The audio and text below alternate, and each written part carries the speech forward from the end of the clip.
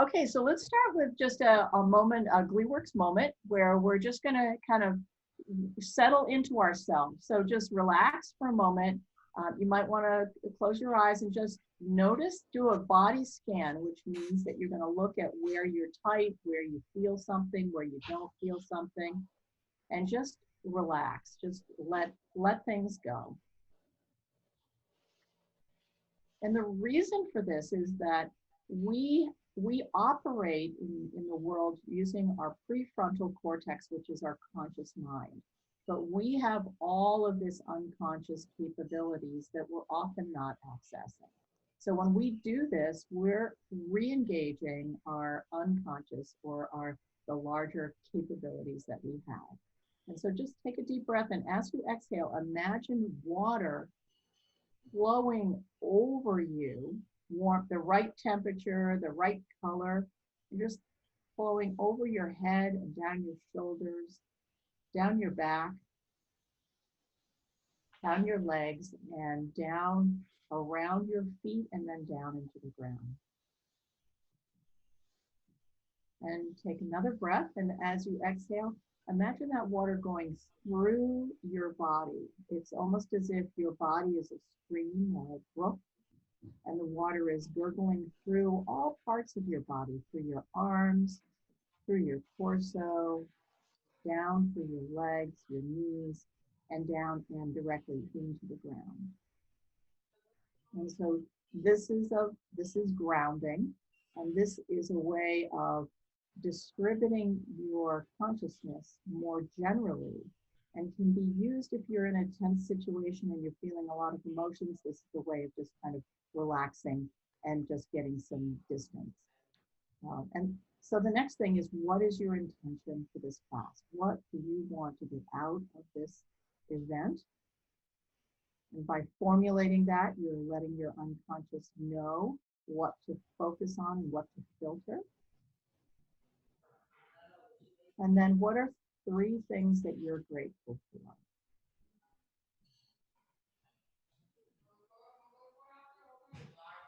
And thank you for this opportunity for us to be together and for us to learn from Rachel and all the things that she does. We're grateful for the provisions and the understanding. Amen. All right. So we have Rachel Leone, and Rachel has Leone Marketing. She has recently joined the Metro South Chamber, which is, yay! Chamber is a great place to build your business if you haven't already joined. And I know Rich is a member, and I'm a member, and it's just a lot of activity and a lot of good events to help you grow your business. So Rachel, I met you through a women's group and just been so impressed with your marketing business. And just, can you tell us a quick history of how you got started and what you do? Of course. First of all, I'm so happy to be here, and I love that exercise we just did. I actually feel like the weight's been lifted. That was pretty cool. Thank you for doing that. So I own Leone Marketing Solutions. We do promotional products and apparel. Been doing this for just 17 years, which I can't believe it's been that long. Yeah, so I've seen a lot of change over the past couple of years, but it's all been good, and I'm excited to share with you my my fun stuff today. Yeah. So you have what is 7 tips that you have for us about helping develop to attract and retain clients. That's right. Yeah. What's your first most important, or do you do it more like, you want to talk about it more like when you first get a new client? How do you engage? So I guess I'll talk about how I generate clients. So I guess my first step is I send an email, and I just keep it simple, light, and fun, and I ask for what I want. But that's my number one thing that I do when I'm looking to generate a new client. And so what do you want? Well, it depends who the client is. So for example, I'm looking for a phone call. I'm looking for potentially a meeting pre-COVID or a Zoom call post-COVID, trying to find out how I can help them grow their business through promotional products.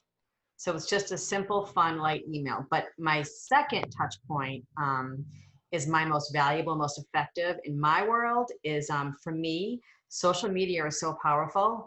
And for me, I use LinkedIn is my absolute go-to for developing and generating new business. There are 706 million users on LinkedIn. Oh, wow. 706 million. So I just spend some time on there getting to know their profile, see what they've posted, see our similarities, see our mutual connections. And it's also too very powerful for us to make sure everything on there is up to date, you know, make sure for our own page that we, you know, our pictures, you know, current in the past couple of years, our work experience is current, just so people can relate to us. But, you know, I see like, do they go to the same college as me, work at similar companies in the past? Maybe they had a fun article that they just did. Maybe I'll share it or like it or comment. So for me, LinkedIn is my go-to tool. I mean, I do use other social media. I use, you know, LinkedIn, and I mean, I use Facebook and Instagram, but I keep track on a spreadsheet of all my clients on an Excel spreadsheet. And I can honestly say that 25% of my new business comes from LinkedIn. Wow. Wow. Yeah. So, and that spreadsheet, you update after each client contact, so you know what they've purchased or know the touch points, everything? Like, I just will keep I'll put in like the client name, and then I'll just kind of how I generated that client, and then I can go to a different database to figure out what they've done in the past. But I look at that and I'm like, I'm always wowed by that fact that number comes from LinkedIn. does anybody have any questions or they want to ask? So yeah, so we have LinkedIn, so we have email introduction, then we have LinkedIn, and then my third touch point, which I've always loved to talk on the phone since I've been a teenager. The phone is like my go-to mechanism, even now. And it's funny because when I answer my phone, I always get, "Oh, you answer your phone?" I always answer my phone. I'm always available. I prefer this over, texting and talking. I crave the interaction. And it's not a sales call. It's more of just, I want to get to know them. Like, I know I'm obviously selling services to my clients, but I need to have that connection with them. I need to have a personal connection. It's not all about the sale. I want to know about their kids and their family and their pets. And I just have to have that interaction. And COVID's been hard, but Zoom has been, I mean, this has been like my lifeline. I mean, I'm still growing in the past 6 months. I mean, March and April were, I'm sure everybody, it was a disaster, but now it's like May, June, July coming out of this, and I'm seeing growth. So it's been very, very promising. That's awesome. Well, and with the shift of online, you must be getting more gift packages and things that people want to send out, right? Yes. Well, under LinkedIn is SEO. My brain hurts SEO, but I get a lot of business from people like just going on and searching chocolate or wine, and Three Thought Creative does all my websites for me, and he just has me on the top of this SEO searches. So that's a really powerful tool for me as well, besides LinkedIn. Wow. So yeah. So you have your conversation. You've gotten to know them. That's yes. Wonderful. That's really an important touch point. I just want to make it easy and fun. I'm not trying to and if it doesn't work for them, that's fine too. I just want to get to know people. And then, so then my fourth touch point is I always send them a handwritten note or a postcard. Thanks for taking my call today. I enjoyed talking to you about your kids or your pet. I saw, on LinkedIn that you went to BU. So did I. Remember Warren Towers, what a zoo that was. Just reinforces the connection. I try to make it personal. So it definitely takes 7 touch points to generate that know, like, and trust. And it's a lot of work, but I love it. And sometimes in the end, it doesn't always come to fruition, but that's okay. I'll just, I have a connection. Yeah. So do you set aside specific time to do this kind of work, or does it happen? I mean, give us an idea of what your day it is, because, you don't really like doing something or it produces anxiety. You tend to put that to the end of the day and hope you don't get to it, kind of thing, right? Yeah, I mean, I usually open my email in the morning, different now because I'm, up much early. I'm up early at my desk, and I'll just answer my emails, and then I will, I'll go on LinkedIn, or I'll, see the headlines and see what's happening. Maybe there's a pharmaceutical company that might need some, hand sanitizer. I'll think of some different angles. I did a lot with the colleges during, and I can show you some stuff too during the pandemic. So for example, a lot of the schools couldn't have their end of the year events because of lockdown. So I did a fun little box for Stonehill. You guys can see this. This is a big white box. Their color is purple. So they wanted to do, this is like purple filler. So they wanted to do something to say, thank you for, a great year. We're sorry we can't have end of the year party. So the dean sent out a little note to all of the students, along with a fun little notebook, helping them get organized for the new school year. I love journals and notebooks. The tagline is strong mind, stronger hearts, Stonehill College, with a fun little cube, this little cube, and then some mints, and then highlighter pen sets. So, last year we would have shipped this all to the school and they would have used this for their event. But this year we can't do that. So I've hired a fulfillment agency and they're picking and packing and sending everything to the students. So we're finding ways to be unique in these crazy times. So that was one example. And then for my corporate clients, do you guys know a company, Hargray? This is their logo. You might not. They are the cable company of the South. They're in like South Carolina, Alabama. So last year they had a big, huge employee event, and instead of everybody, they would ship everything to the event. So they sent all their employees another nice, box, and it was a note from the CEO with a note about how these are precedented times. We would thank you for your commitment to us. Everybody. Now, do you help your clients write that? So I will look at it. I'm more on the creative side, but I will look at it. And if I see something jarring, I will definitely, step in. But this one says the annual meeting will take place November 18th at 4 p.m. Please enjoy the contents of this box as we review the past year and look forward to the future. Sincerely, the Hargray management team. So it's just, everyone got like a little tumbler, a little popcorn, and a piece of chocolate. So we're doing different things this year. Yeah. So where am I on my touch points? So I talked about. Yeah, you talked about the LinkedIn and the social media platforms and getting back. So what about retouching? You've kind of had your conversation. You've sent them out a postcard. So what's your next touch point? So that would be my 5th touch point, and then I go back to social media. So I go to their Twitter, I go to their Pinterest, I go to their Facebook. My brain hurts. There's so many channels, YouTube, and I just look and see. I subscribe, I like, I share. I just responsive. It might help if I share an article. It might help them to get some business. So I go on and do that. So I go back to social media, and then my 6th touch point is I schedule a time to talk to them. Or I used to say, do you want to meet for coffee or lunch? But that can't happen. Mm-hmm. So I said, do you want to set up a Zoom call? Do you want to, connect like this, like we're doing now? And that seems to work. And I can, like I just did to you, I can show them some items. I can show them hand sanitizer. These saved my business in March. I can show them some of the things, so it's great. And then my final touch point is to send a small gift. So, and it's funny too, because one of my clients have asked me in the past 6 months, I've gotten this question almost every week. I need to mail an item to my clients. What fits in an envelope with a stamp that I can mail to them? I need some ideas. So there's many things that fit that, there's Post-it notes, there's mints, there's all kinds of fun things. So, I just try to find a gift that's relevant to their life. If they're a golfer, maybe some golf balls. If they're an avid reader, how about like a fun book?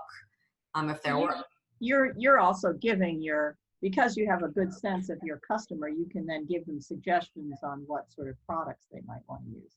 That's my goal. That's my goal. And also remembering work anniversaries and holidays, just showing a small gesture of kindness.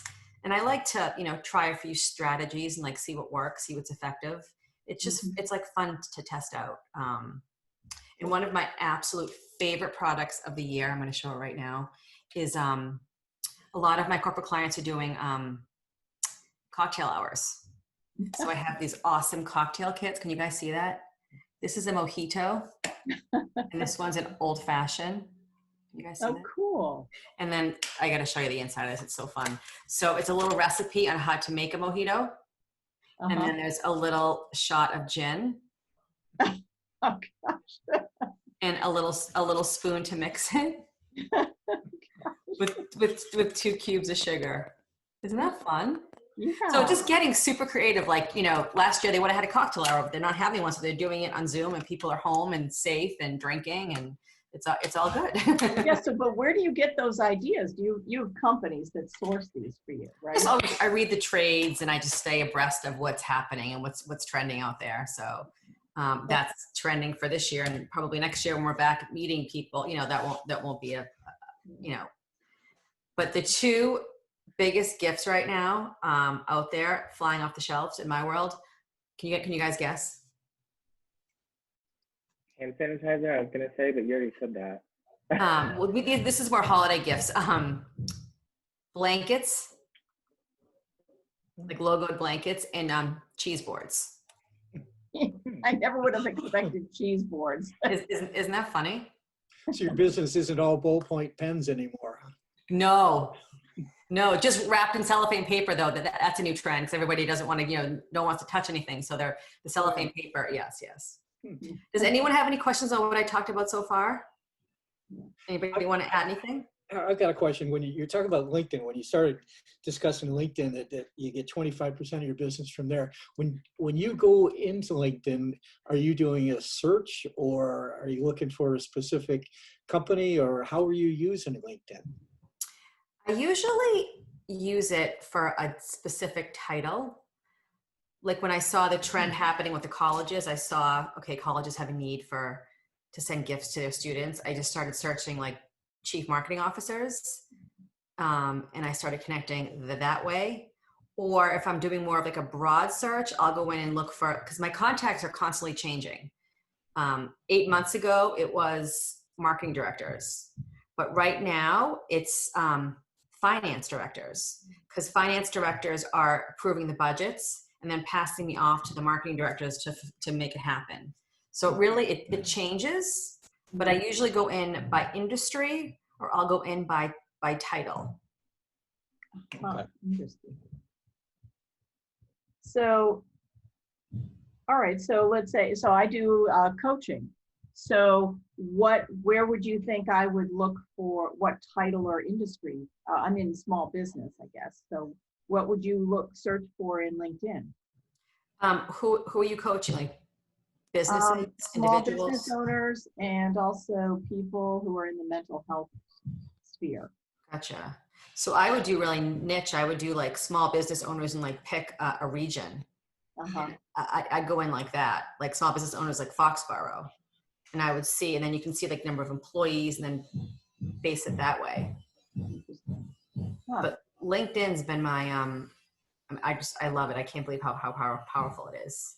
I've So used it day one. You're contacting them in LinkedIn, or then you find them on LinkedIn and then you pick up the phone, or do you go to social? I start with finding them on LinkedIn, and then I'll send them I'll connect with them on LinkedIn with a little personal note, like, hi, Marcy, I read that you do offer personal coaching. Would you have time to, get together in the next couple of weeks, via Zoom? And I start that way. Okay. And I've done that too. And people Yeah. are often very eager to do that. One of the things that you have to do to build your network is actually connect with people. And I think it's stressful for a lot of people. And so if you're reaching out, you use their first name, you pick up something that's personal to them, they're more than likely going to connect with you, I think.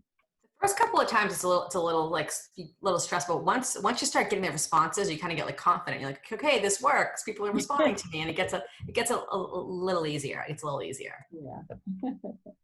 It does. Yeah. So when I met Rachel, I guess I must have gone into her sales funnel. I mean, it was a very quick email the first time. And then we had a conversation, and I was having a hard time at one point, and in the mail came a little gift pack with some hand sanitation type. Forgot about that. Really? Yeah. Mask, Yes, and a little journal or something like that. It made me feel really good. There it is.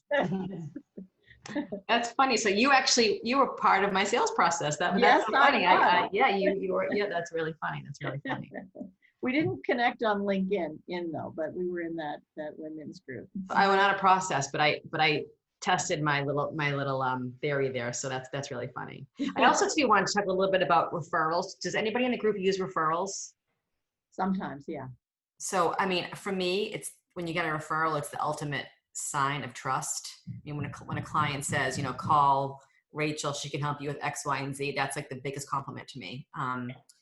And I also wanted to just, you know, convey to, you know, don't be afraid to ask for referrals. And this is a reminder for myself too. When clients had a good experience with you, it's the perfect time to ask, hey, do you know anybody that needs to send out gifts to their employees? You know, I can help, you know, please send them my way. So, you know, don't expect one every time, but 1 out of 10 times is pretty awesome. And I will say, oh, sorry, go on. Go ahead. Okay. I was going to say, when I do get a referral, I always send out like a really nice handwritten thank you note with a gift. I've been known to send these awesome bottles of Leone marketing wine, you can see. It's especially from the Leone vineyard, right?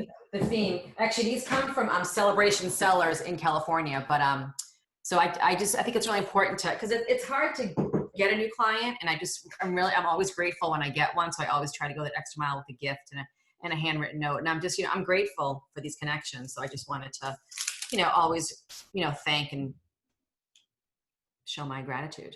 Yeah, that's so awesome.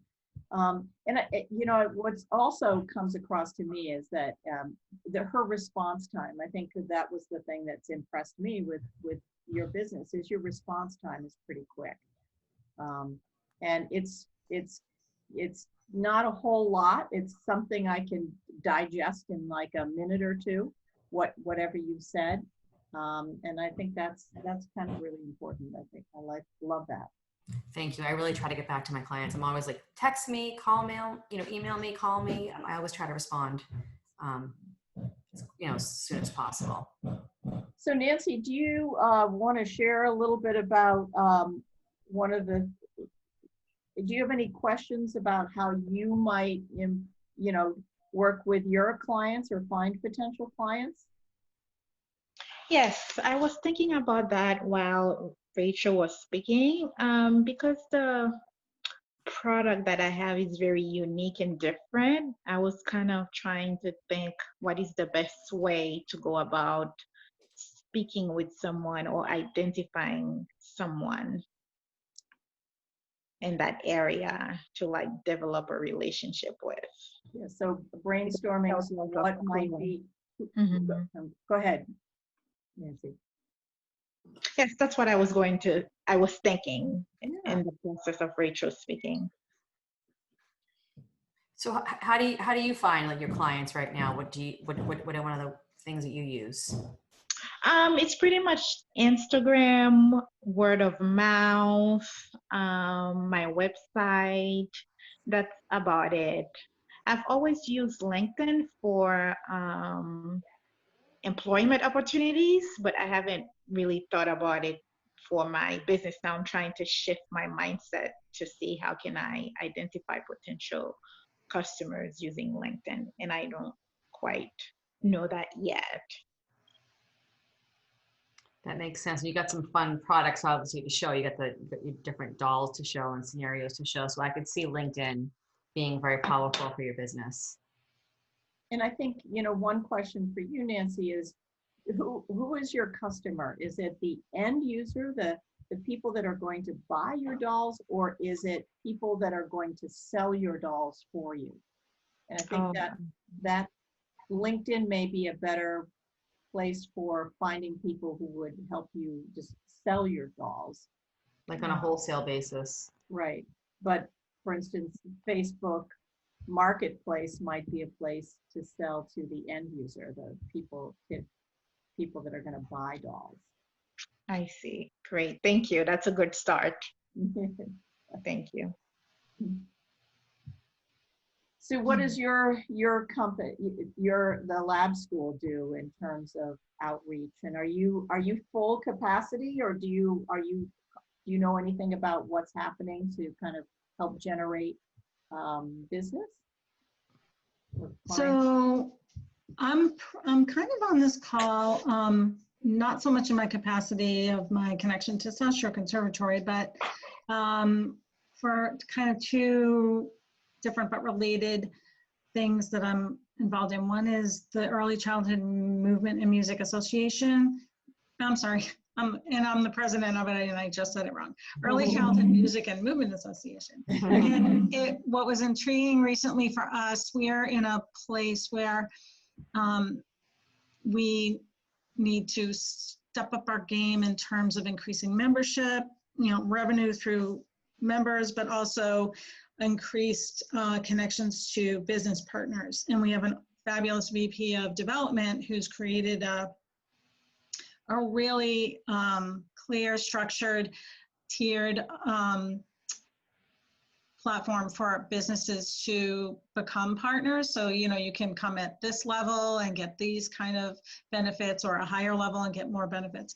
But even before we really intentionally started to put that out there, I found one person reached out to me through LinkedIn because of ECMMA, and approached us without any solicitation. And I'm like, wow, we really need to think about just what, many of the things Rachel was saying, how to leverage this presence on LinkedIn to find these businesses that could really benefit from, a connection to ECMMA and vice versa. So that's one Component. Really interested in this call. The other is down the road, this, how the whole landscape of even education is changing. And it's clear to me that there are opportunities potentially for me personally, to do some work in teaching and reach audiences that really aren't, the target audience for our South Shore Conservatory, but to, start something on my own as a fledgling business to offer some music education and to reach out to people. And this would be probably more on Facebook. There's a Facebook group called Parents Looking for Pods or something like that. So as parents are organizing in their small safe groups to either bring educators in to work with students in person or on Zoom, or to help facilitate education while kids can't really just go back to school as normal. I haven't seen a whole lot on that page related to the arts and music, and I thought, maybe there's an opportunity. So, and that's all new to me, the idea of creating something that's my little business that I own by myself. So that's what attracted me to this conversation today. And I think that's a good question in a way. Like a lot of the strategies and things you've shared, if you think about them a little bit outside the box, could potentially apply to this very different kind of client base. It's not like organizations that I'm trying to connect with or companies, but parents, this idea of connecting to people via email and using that Facebook page to just put my info out there and see. It might be a little more about finding ways to put my business idea out there, and then once people express interest, I can then follow through with this email introduction and a phone call and a note. And I'm even thinking, you were talking about a gift that you could give. Maybe I invest in some branded little shakers, some little music item that isn't going to break my bank. Isn't going to break the bank, but it's going to be something, cool and fun. And if they take a class, they can bring their little Miss Sue shaker.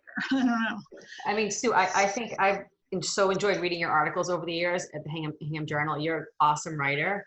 if you could just take some of those articles and share those articles like on your Facebook page, even just some like tidbits of the article, like how music has helped children.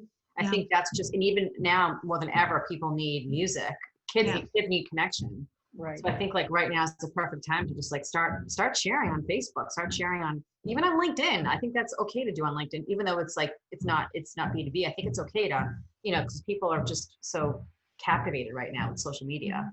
Yeah. So And I think it's really important for you to ask the people that have come to your website why they came. Like gather some information, because if they're coming on their own, then they're likely your target market. They're your ideal, your avatar, or your, the perfect person that is going to buy. And so that will help you kind of figure out what it is. Who do you reach out to? Yeah, that's awesome. that's pretty cool. Yeah. I always ask that question. I always say, I'm like, how did you find me? And I always like surprised like what their response is. So, and it makes you think how you can like target other potential clients. Mm-hmm. So Andy, you are part of Above the Clouds. You want to say a little bit about what Above the Clouds is and what your kind of marketing or retention strategy is at this point, or what you've been thinking about? Yeah, sure. So Above the Clouds is the best way I describe it is it's kind of like Big Brother, Big Sister, but with airplanes. And they started back in 2013, and it's essentially a mentoring program for kids, and the conduit that they use to really, their tagline is bringing joy and hope through the wonder of flight. So the way they do it is they have dream flight days, and a lot of the times the kids are either from bad social situations, or they might have terminal illnesses. So they used to at least come to the Norwood Memorial Airport, which is where the headquarters is located, and we would have dream flight days for them. So they would meet with a pilot, they would get to fly around their neighborhood. A lot of times they would want to go over Fenway Park or Gillette Stadium. It's just a whole day to make them feel special and kind of have them forget about their problems for a day. This year, obviously, we've had to pivot, so we haven't been doing any of those. So we have dream flyovers now, and we've actually serviced over 200 kids just this year. And we now have the pilots actually go and fly over their house. And usually about 10 to 15 of us volunteers will go, and we'll write their name in chalk on the sidewalk. We'll come and like have signs with their names written on them. And it's all about just kind of making them feel special for a day. And it's been really gratifying. It's been really amazing. I've been with them for about 4 years now. And so Andy, do you find that you're getting referrals or more kids because of these flyovers and dream flies? Talk a little bit about how are you getting the kids, or how are you, I mean, you're obviously fundraising too, right? Yeah, so that's actually been, in a lot of ways, this is the first year we've ever done anything like this. It's always been the kids have come to us. And this year, by us going to them, it's actually opened up a lot of doors, because we've been going all over Massachusetts. And even we've had a few in New Hampshire, because the two co-founders actually have a home in New Hampshire. So it's opened up a lot of doors, because a lot of people who maybe didn't have the opportunity or the means to come to us in Norwood, by us now going to them, we've opened up other communities, and now other volunteers are actually reaching out to us and potentially wanting to start our program in their areas as well, which is really awesome. One thing that I very much agree with you on, Rachel, is picking up the phone and calling. Mm-hmm.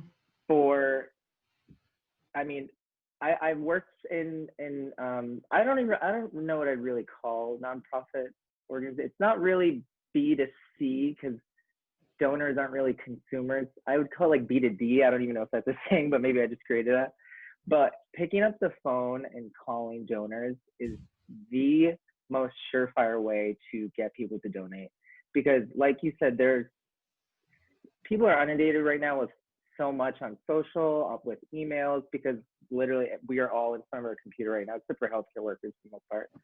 So to cut through that clutter, if you pick up the phone, call them, and like you said, Rachel, make a connection with them where they feel like they trust you and are, you know, you're really interested in who they are and you really are passionate about what you're doing, they will 10 times over be more willing to give, or be willing to buy whatever service you're selling.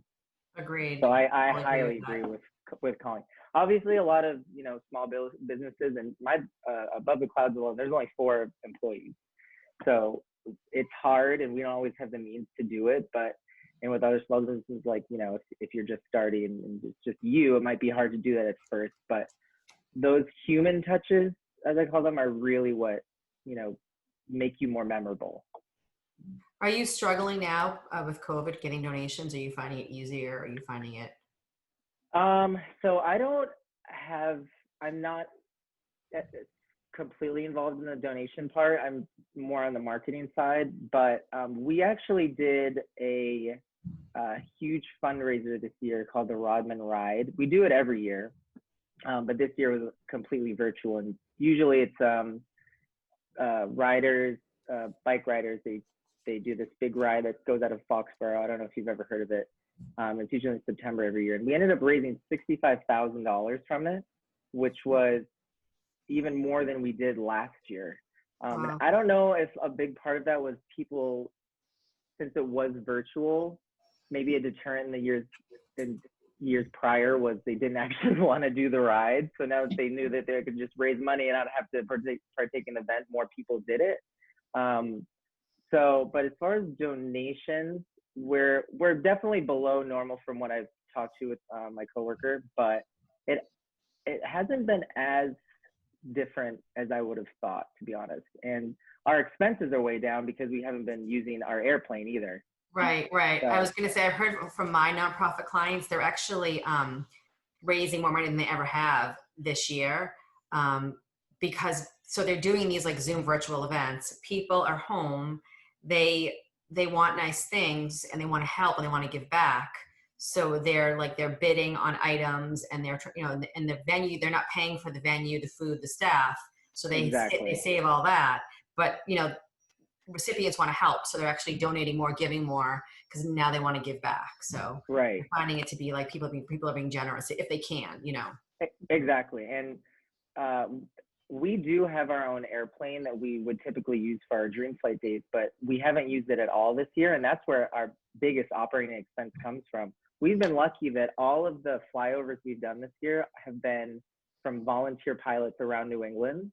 And they will, like this past, or 2 weeks ago, we went to the League School in Walpole, and the pilot who did it, he owns Boston Executive Helicopters, which actually flies a lot of like Patriots players and like athletes from the city. And for the 2 hours that he did that, it cost his company $2,000, and he just did that, like out of the goodness of his heart. That's remarkable. Yeah. But what I was going to say too, oh, sorry, go ahead, Marcy. No, go ahead, Andy. Oh, I was just going to say, for another really good marketing tip that I always like to do or think about is calendar out like days or events that might pertain to like your business. So for example, one thing that's coming up that we do every year is called Giving Tuesday. And it's usually the Monday after or Tuesday after Thanksgiving every year. I think this year it's December 1st. And it's just a day that you can basically use to get donations for my organization, since I'm in a nonprofit. So I don't know, Nancy, if there's, you know, a World Doll Day, or you know, you could even talk about like a Kids Day, and that could be something that you use to promote your item. Sorry, I went on a tangent there, but No, a little long-winded, but. but you're making a good point. I mean, to link your organization with similar types of things, that the same people that you want to buy your products are also going to these events. And you know, it's different with a nonprofit, but the point is that I mean, Rich, you do Santa pictures of Santa every year, right? I mean, sure. With a number of different organizations. Yeah. Yeah. Are you doing it virtually this year? No, I haven't been contacted by any of the people, so I don't know if anybody's doing them this year. I hear they have the drive-by Santas. They just stand there and drive by and take a picture in your car. Well, I think if you had a virtual Santa on Zoom, you could send them the picture and the kids would sit so that it looked like they were in Santa's lap and you'd get a great picture. You could do that. That's pretty cool. Somebody could. That's pretty cool. You know, I was going to say something about Above the Clouds. Oh, the other thing that Above the Clouds does is they always produce a very heartfelt video, and this is something that I think Andy does. And so you feel a compassion for and a joy at seeing kids that, I mean, you did one on, you went to a deaf school, right? Yeah, a couple, last month actually, we went to, I forget what it was called, up in Beverly. But yeah, it was a deaf and artistic school. Yeah, and so some of it is the publicity that they do afterwards. So, you know, your business is slightly different, Rachel, where you're looking for clients and providing them things, but you know, to publicize and Sue and Rich and Nancy, to publicize what happened, I think is very powerful, especially on LinkedIn or Facebook or, you know, on your website. Agreed. I've had forever on my list. I want to do like a case study of, you know, what somebody's done and how the results have helped them. I'm going to get it done for the end of the year. I'm getting it done. We'll hold you to that. All right. All right. Thank you. Thank you. Any other questions or thoughts? Well, I've got to chime in here on something. You aren't going to believe this, but what is sitting on my desk is, I don't know if you can see it. Oh my gosh. Where did that come from? Cheers. I would rather have a bottle of wine sitting on my desk. I hear you. I hear you. That's really funny. I must have swiped this off of Marcy's desk on one of our meetings. It's really, I think really I funny. have one too. So That is funny. That's funny. You're everywhere. You're everywhere. That's awesome. That's awesome. Yeah, this has been my you know, in March and April when everything got canceled, I was just, you know, so this is how it ends. These came and saved my business. So that I'm always grateful for hand sanitizers. yeah, and great marketing. I think it's great to have your logo, and that's one of the things that is really powerful, I think, is to have your logo on it. Thank you. You know. Thank you. Yeah. So I just wanted to let you know that we have 3 more events coming up, and I'm going to show you. Let's see if I can show it to you on this so you can see it.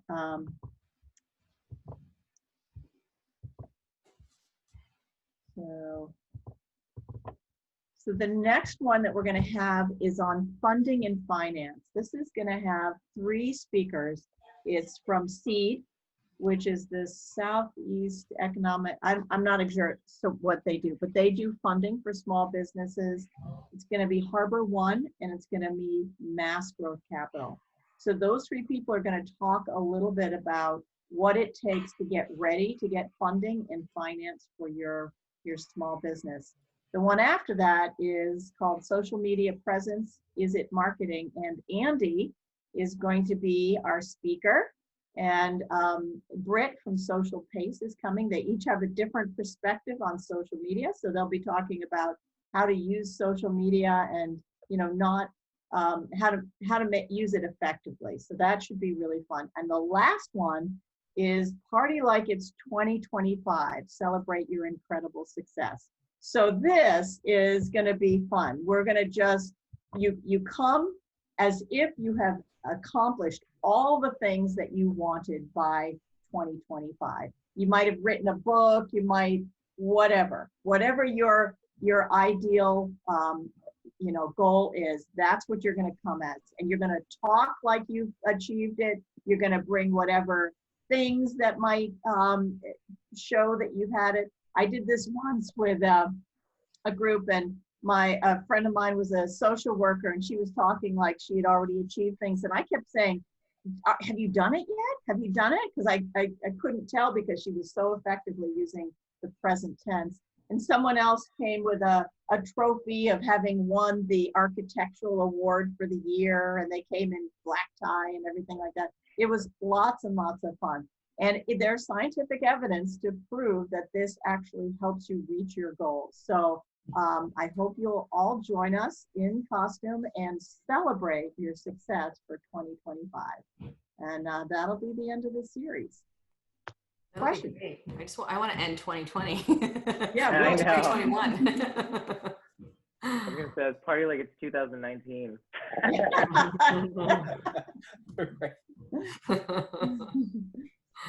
All right, everyone. Well, thank you so much for joining us, and I hope this was helpful. And Rachel, thank you so much. This was so fun. Thank you all so much. Thank It's so you nice to see very you much. all. Great to see you all as always, Sue. All right. Well, good luck, Sue. Good luck, Nancy, and everyone else, Rich and Andy. And we'll talk to you soon. Thank you. Thank you. Nice to meet you, Rachel. Nice to meet you too. Thanks, Andy. Bye-bye. Bye-bye. Rich.